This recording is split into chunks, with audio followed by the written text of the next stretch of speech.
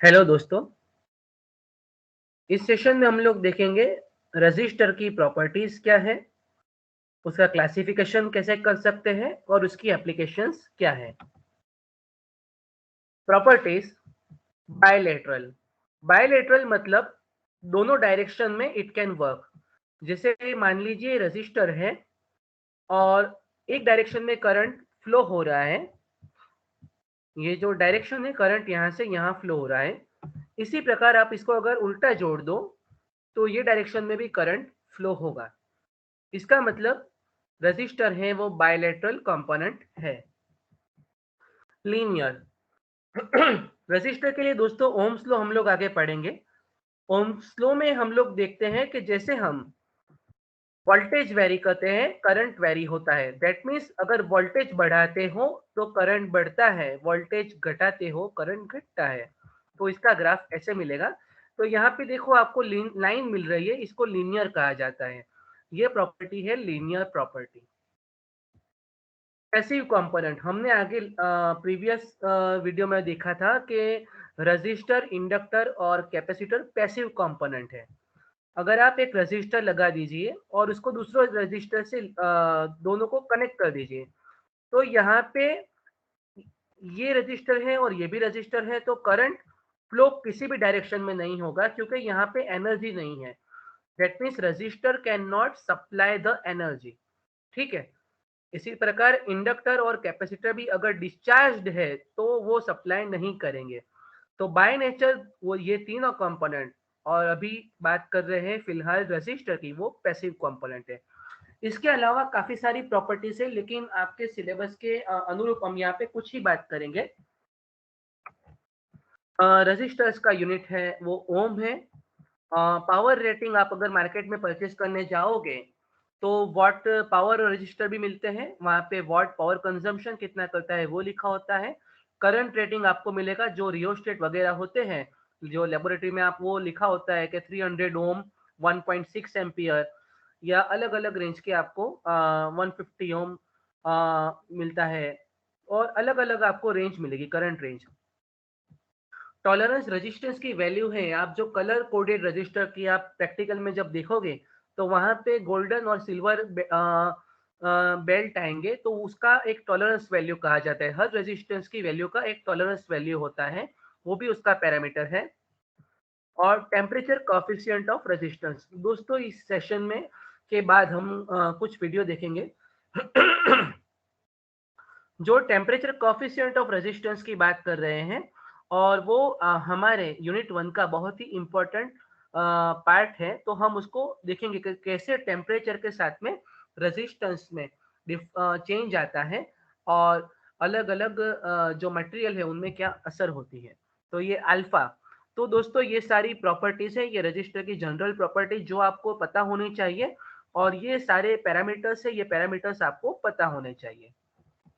Classification अलग अलग तरह से हो सकता है based on assign value. Fix register, तो आपको ये देखिए वेरिएबल रजिस्टर फिक्स दो कह सकते हैं आप। ये जो है ये आपको फिक्स वैल्यू होगा, यहाँ पे हर रजिस्टेंस का वैल्यू लिखा होता है, ये आप मेजर करके बता सकते हो। तो ये फिक्स्ड वैल्यू है। लेकिन कुछ वेरिएबल रजिस्टर आते हैं, वहां पे 3 टर्मिनल रहेंगे। ये 3 टर्मिनल होते हैं, तो इसका क्या होता है कि एक जगह कोई भी 2 टर्मिनल जो सेंट्रल है वो आपका एक नोब्स होता है। आप देखिए ये यहाँ से ये घुमाने से और ये पॉइंट घुमाने से इसका वैल्यू चेंज होता है। वो क्यों होता है वो यहाँ देखिए कि ये 2 नंबर का टर्मिनल है वहां पे, और 1, या तो 2 और 1 कनेक्ट कीजिए या तो 2 और 3 कनेक्ट कीजिए। और जैसे भी आप ये ऊपर का नोब घुमाओगे तो यहाँ से जितना जितना आपका पार्ट कंडक्टिंग पार्ट टच होगा इतना रेजिस्टेंस बढ़ेगा। तो ये है वेरिएबल रजिस्टर जो आप इलेक्ट्रॉनिक्स में यूज करते हो एज पोर्ट। काफी टाइम इसको पोर्ट भी कहा जाता है, पोर्ट या वेरिएबल रजिस्टर, तो ये आप यूज करते हो। ये हुआ वेरिएबल रजिस्टर। और दूसरा हमने आपको आगे बताया कि रियोस्टेट जो हमारी लेबोरेटरी में यूज होता है, यहाँ भी 3 टर्मिनल है। 2 टर्मिनल होते हैं, वो नीचे होते हैं और एक साइड में होता है। तो 3 टर्मिनल इसके भी होते हैं। तो वेरिएबल रजिस्टर के अक्सर 3 टर्मिनल आपको मिल जाएंगे। बेस्ड ऑन असाइंड वैल्यू या ओमिक वैल्यू कहेंगे। आगे फिक्स्ड और वेरिएबल देखा, ये ओमिक वैल्यू है तो लो रेजिस्टेंस होगा, 1 ओम से अगर कम है तो उसको लो वैल्यू रेजिस्टेंस कहेंगे। 1 ओम से 0.1 मेगा ओम तक है तो उसको मीडियम कहेंगे, और हाई रेजिस्टेंस है तो 0.1 मेगा ओम से ज्यादा है तो हाई वैल्यू रेजिस्टेंस कहेंगे।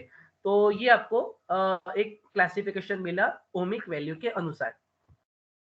और थर्ड है बेस्ड ऑन यूज्ड मटेरियल। इसमें काफी वेराइटीज है दोस्तों, यहाँ पे मैंने सारा एनलिस्ट नहीं किया है, कुछ ही लिखा है। मार्केट में काफी सारे मटेरियल्स के रजिस्टर आपको अवेलेबल मिल जाएंगे। यहाँ पे कुछ है think film register, thin film register, carbon film register, metal film register, wire bound register. तो ये देखिए, ये आपका थिंक फिल्म और थिन फिल्म दोनों में इतना फर्क होता है कि ये आपको इसकी लेयर है वो जाड़ा मिलेगा, इसको थिंक फिल्म कहेंगे। यहाँ पे लेयर है वो पतला लेयर मिलेगा, इसको थिन फिल्म कहेंगे। कार्बन है तो वो बेसिकली कार्बन या मेटल कह लो, इंटरनल अगर आप इसको तोड़ के देखो तो आप तो आइडेंटिफाई कर पाओगे कार्बन है या मेटल, इसी प्रकार आपको दिखेंगे, कुछ अलग नहीं दिखेगा। कार्बन और मेटल दोनों एक से ही दिखेंगे मोस्टली। और वायर बाउंड रजिस्टर जो होता है वो ज्यादातर पावर रजिस्टर भी उसको कहा जाता है, तो पावर रेटिंग वहां पे स्पेसिफाई किया होता है। तो दोस्तों ये क्लासिफिकेशन ऑफ रजिस्टर है, आपको पता होना चाहिए रजिस्टर को कैसे क्लासिफाई करते हैं। आप ये एप्लीकेशन देखते हैं हम लोग। दोस्तों आपने आपके घर में कोई भी इलेक्ट्रॉनिक डिवाइस है, आप उसको खोल के देख लीजिए, या फैकल्टी सुपरवाइजर आपके लेबोरेटरी में है तो उनसे आप पूछे, आपका कंप्यूटर का पुराने कंप्यूटर का मदरबोर्ड है आप उसको देख लीजिए, तो आपको वहाँ इस प्रकार काफी सारे कंपोनेंट देखने मिल जाएंगे। और आपके छोटे छोटे प्रोजेक्ट आप माइक्रो प्रोजेक्ट में जब बनाओगे तो आप वहाँ रजिस्टर ऐसे यूज करोगे। तो ये लेबोरेटरी में ये आपका वोल्टेज डिवाइडर सर्किट है, तो इसी प्रकार आप ब्रेडबोर्ड पे इसको अप्लाई करके वेरीफाई कर सकते हो। तो ये सारी एप्लीकेशंस है। बेसिकली समझो जहां भी करंट को लिमिट करना है और पावर प्योरीफाई करने का काफी सारा इंटेंशन होता है, तो वहां पे पावर लिमिट करना है।